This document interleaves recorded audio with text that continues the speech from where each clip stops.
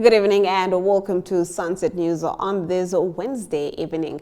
As always, we bring you news, community stories, economics, weather, sports, and so much more. I am Glenora Shipura.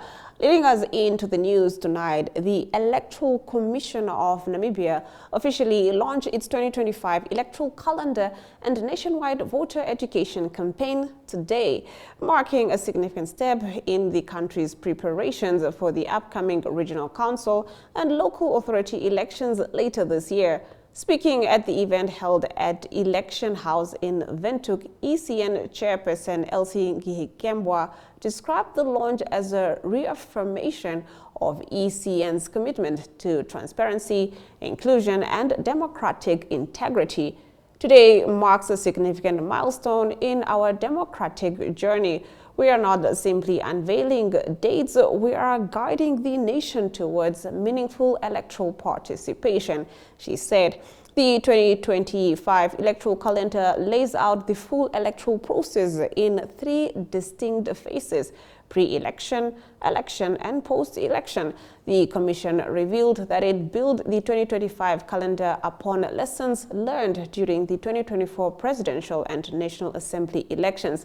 A comprehensive post-election review was conducted and a performance assessment report was submitted to the Speaker of the National Assembly in line with the Electoral Act. Now, the report took into account all findings and recommendations from accredited observers of the 2024 elections.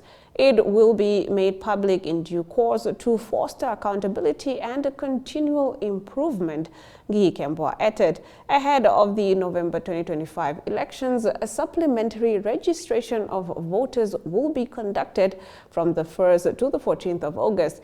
This process will cater to citizens who turned 18 after the 2024 general registration of voters, as well as those requiring new or replacement voter cards or changes to their registered addresses. However, unlike last year's registrations drive, this SRV will be limited to within Namibia. As the elections are constituency and locally based, key deadlines include the proclamation of nomination periods and returning officers in September and the publication of candidate lists and polling stations in November. Polling is scheduled for 25 November 2025, with national results expected on the 30th of November. As part of its broader campaign, the ECN will intensify civic and voter education efforts throughout the year, with a particular focus on youth engagement and outreach through remote communities. The campaign, which launched alongside the calendar, will run until November and make use of digital media, community forums, and school debates to encourage active participation. Moving over to our next story, the Ministry of Defense and Veterans Affairs has announced that it has disbursed a total of $269.28 million in cash payouts to liberation struggle veterans to date. Defense Deputy Minister Charles Muvita made the announcement on Wednesday during a cabinet committee briefing, where he assured that this is the ministry's continued effort to integrate the veterans of the national liberation struggle into the socio-economic mainstream through various initiatives. According to Muvita, cash payments of $170,000 million each have been made to 1,584 veterans and their approved projects, following a first-in, first-out payment principle. An additional 1,292 veterans have been issued notifications and are expected to submit their banking details for immediate payout. These efforts form part of a broader veteran welfare program that also include lump sum gratuities, monthly subvention grants, and improved welfare grants. As of the June 20th this year, a total of 29,552 veterans have received lump sum gratuity payments. Veterans who participated actively in the liberation struggle between 1959 and 1987 received $50,000 Namibian, while those active from 1988 to 1989 were granted $20,000 Namibian. Furthermore, 19,852 eligible veterans receive a monthly subsidy of 2,200 Namibian, which continues for life and is extended to dependents under 18 in the event of the veteran's passing.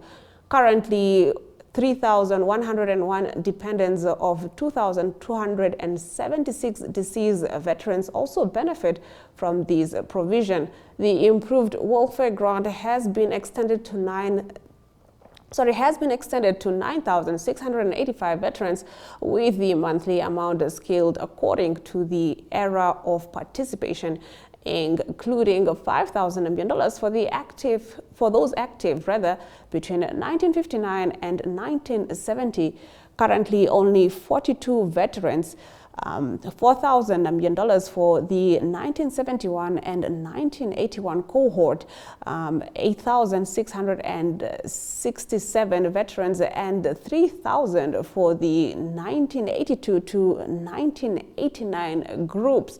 He added that the ministry is also facilitating the exhumation and reinterment of fallen liberation fighters, a process being spearheaded by a 6-member committee as per cabinet directive. Moving over to our next story, Namibia's Supreme Court has cleared the way for Saudi company Tebrak Trading and Contracting to pursue a $55 million claim against British businessman Harvey Bolter after the court dismissed his attempt to block the case before it goes to trial. The ruling handed down last Friday by Judge of Appeal Dave Smuts, Deputy Chief Justice Petrus Damaseb, and Acting Judge of Appeal Hosea Angula, overturned an earlier High Court decision and firmly sided with Tebrak. Bolter, a well-known entrepreneur in the Windhoek business scene, was also slapped with an order to pay Tebrak's legal costs, including the costs of 1 instructing and 2 instructed legal practitioners.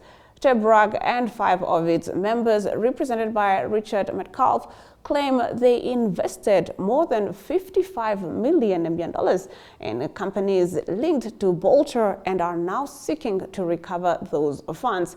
The prominent Saudi construction company previously secured a favorable judgment in Dubai, where a court ordered Bolter to repay the investment.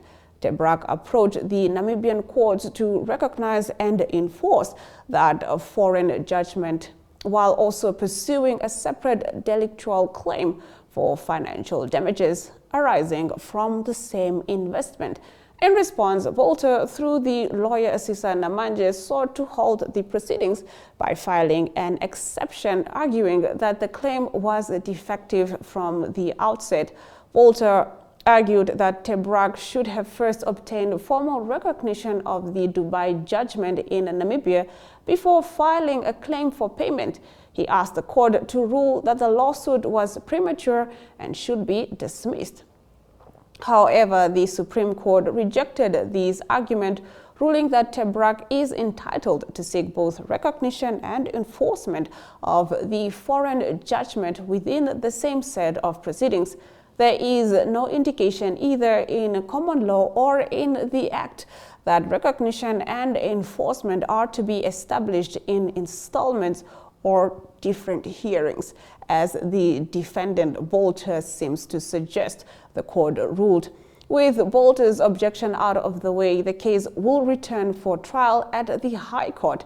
The case is scheduled to return to court on the 15th of July for a status hearing. Bolter's legal troubles span both criminal and civil courts. In Namibia, in February 2021, he was arrested after the fatal shooting of his farm manager, Gerhard van Wyk, at his property near Kamanyap. That concludes this story. Moving over to our next story, several patients transported from Windhoek Central Hospital to Oshakati have claimed that Nutri-Foods, which won the food tender, is providing 2 eggs, a small juice, a small water, 3 slices of bread, and an orange or apple for the 7-hour trip. Nutri-Foods, in a joint venture with Tradevest Holdings Group, secured the contract for 36 months, effective April 1st, 2024 to March 31st, 2027. The patients are brought to Windhoek from Oshakati for medical attention every Monday and then return to the north every Wednesday. Although patients reported no issues with the food provided from Oshakati to Windhoek, they claimed that what they receive on the way back is insufficient. A source who spoke to Namibian Sun said there is a huge difference between food pack given to patients from Windhoek Central Hospital and Oshakati Hospital. In Windhoek, the meal consists of only 3 slices of bread, 2 eggs, juice and water, no butter, no jam, nothing. Maybe there's also an apple or an orange, that's it. In Oshakati, they provide 2 juices, 2 bottles of water, half a loaf of bread, 2 pieces of meat, eggs, and even 2 fruits, butter and jam, the sources said. Now, according to the source, some patients even finish their food before reaching Okahanja, and many of them do not have the money to buy more food either. If someone has money, sure, they can buy, but for the rest of them, they just rely on what is on the bus, whether it breaks down or not, the source said.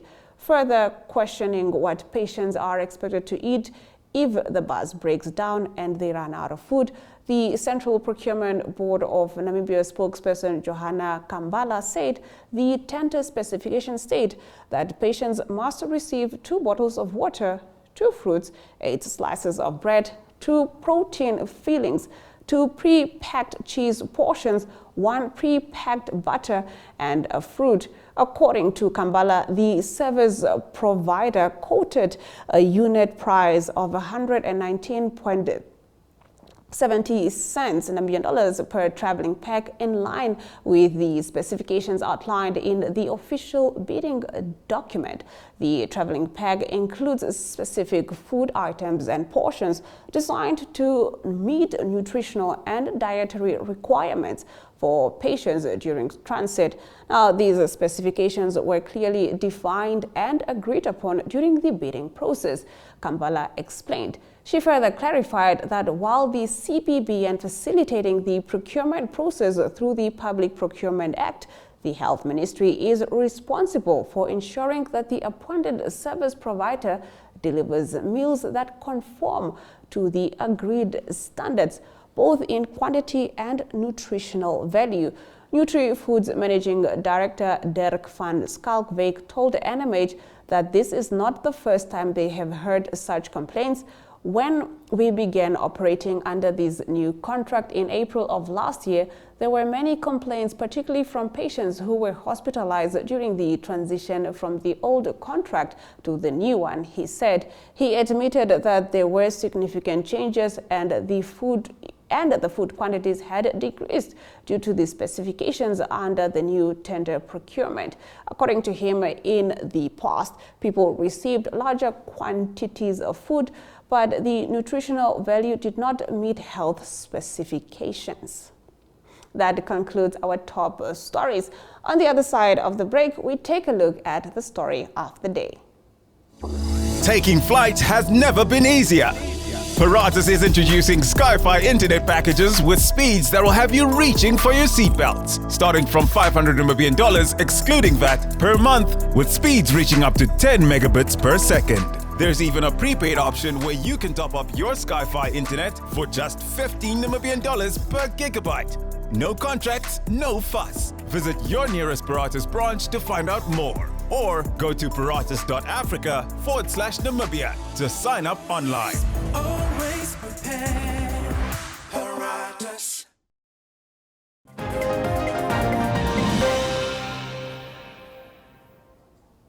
In our story of the day, the Editors Forum of Namibia Today hosted a media elections and institutional reflection event in the capital. The occasion marked the official launch of the 2024 Media and Elections Report and served as a platform to reflect on media and election monitoring during the 2024 presidential and National Assembly elections.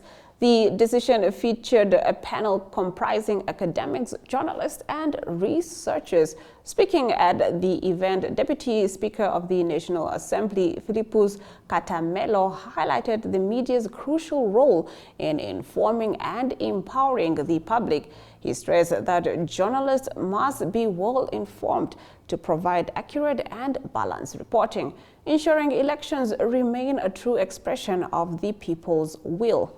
Let's have a look.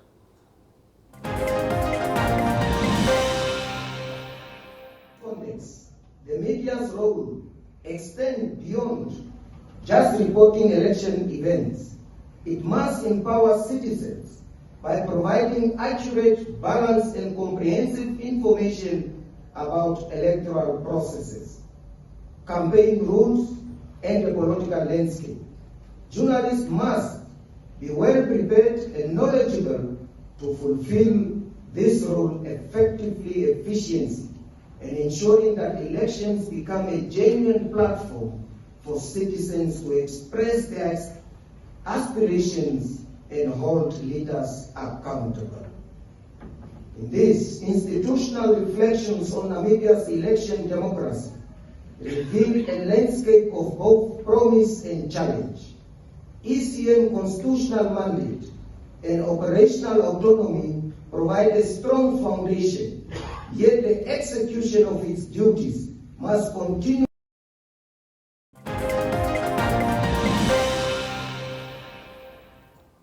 Getting right into our economic news, the Bank of Namibia has initiated efforts to introduce digital payment services, enabling Namibians to make online and in-person purchases using mobile devices. The Bank of Namibia Governor Johannes Gabagab shared these plans during a parliamentary committee on economy, industry and public administration, where he outlined the central bank's activities for the year. The central bank is collaborating with the Ministry of Information and Communication Technology to attract platforms like PayPal, Google Pay, and Apple Pay to establish operations in Namibia. A National Assembly statement confirmed Communications Minister Emma Theophilus earlier this year highlighted the need for improved access to online financial platforms. Many talented Namibians, including YouTube content creators, cannot monetize their work due to payment restrictions. Freelancers and remote workers also face challenges receiving payments because services like PayPal are not available in Namibia. She noted. On other banking matters, Gabagab announced that the Bank of Namibia has implemented measures to ensure financial stability. We have completed an impact assessment on banking fees and charges, which will soon be shared with the Ministry of Finance to finalize regulations under Section 107 of the Banking Institutions Act of 2023, aimed at reducing high banking costs, this statement added. The parliamentary committee urged Bank of Namibia to promptly share the fee assessment with Finance Minister Erika Shafuda to expedite regulatory finalization. Let's swing over to our economic indicators. The Namibian dollar trades against the British pound at 24.21, against the euro at 20.66, against the US dollar at 17.77. $2 Namibian and 48 cents gets you one Chinese yuan. On the commodities market, copper and platinum went up, while gold and Brent crude oil went down. Brent crude oil trading at 0.14%, going for $68.25 per barrel. On the other side of this, we will be taking a look at our international news. Taking flight has never been easier. Paratus is introducing Sky-Fi internet packages with speeds that will have you reaching for your seatbelts. Starting from $500 Namibian, excluding VAT, per month, with speeds reaching up to 10 megabits per second. There's even a prepaid option where you can top up your Sky-Fi internet for just $15 Namibian per gigabyte. No contracts, no fuss. Visit your nearest Paratus branch to find out more. Or go to paratus.africa/Namibia to sign up online. Always prepared. Paratus.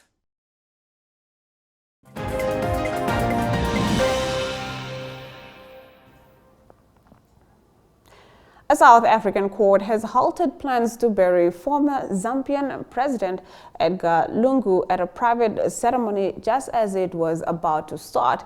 The news was only announced to mourners in South Africa after a funeral mass had already finished.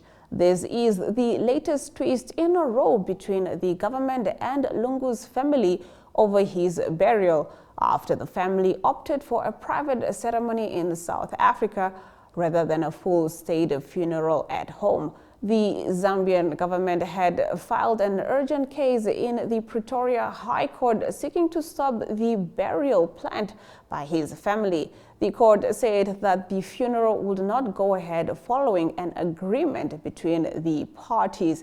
However, it appears that any funeral won't happen until August at the earliest. The dispute follows a long-standing feud between Lungu and his successor, President Hakainde Hichilema, with Lungu's family saying he had indicated that Hichilema should not attend his funeral. The presidential feud that even death couldn't end. Following Lungu's death in South Africa, aged 68, the family wanted to be in charge of the funeral arrangements, including the repatriation of his body, but the Zambian authorities sought to take control. The government and his family later agreed he would have a state funeral before relations broke down over the precise arrangements, prompting the family to opt for a burial in South Africa. President Hichilema has since argued that Lungu, as a former president, belongs to the nation of Zambia and should be buried in the country. The Pretoria court gave Zambian Attorney General Mulilo Dikabasha until the 4th of July to submit his amended notice of motion in support of Lungu's repatriation to Zambia. That concludes our international news. Let's take a look at the weather predictions for tomorrow.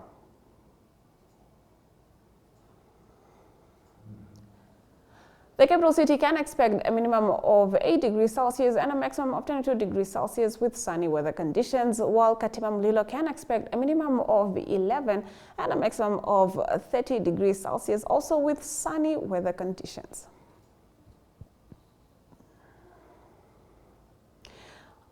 Oranjemund can expect a minimum of 9 degrees Celsius and a maximum of 17 degrees Celsius with some showers, while Henties Bay can expect a minimum of 12 degrees Celsius and a maximum of 16 degrees Celsius with sunny weather conditions. We now head over to the sports desk, proudly brought to you by Sports Wrap.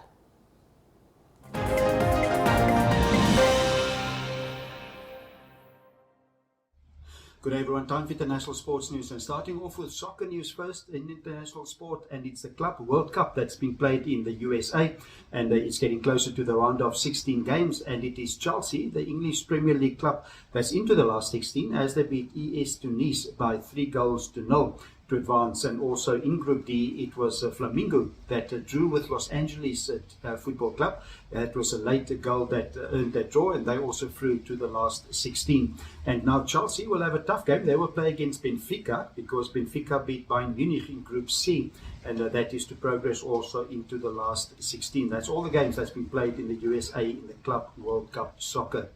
On to cricket news, and a very exciting cricket test that went all 5 days, and that was England that beat India in the first of 5 tests by 5 wickets. So it went down to the last session on day 5, and that is how test cricket should be. And it was Ben Duckett for England that scored 149 runs, and that was they're chasing 371 runs in their second innings. That was a massive chase for them. They scored 373 for 5. That is England to win the test by 5 wickets. So 4 more tests to come, and good news for England is that their fast bowler Jofra Archer seemed to be fit to be available for the next 4 tests as well. And to close off today's international sports news, it is tennis news from the Bad Homburg Open. It's in Homburg in Germany that is being played on grass, and it's the women that play, and it is number 2 seed Jasmine Paolini. She had a very tough game against Leila Fernandez of Canada, and she won 7-6, 7-6, and then it was Iga Swiatek, the number 4 seed. She beat Victoria Azarenka easily in 2 sets. And the number 1 seed, that is Jessica Pegula. She advanced, beating Katerina Siganova 6-4, 6-3. And it's Jessica Pegula that will now play against Emma Navarro, also from the USA. So that's international sports news. Hope you have a great sport day. We talk international sport again tomorrow. Goodbye.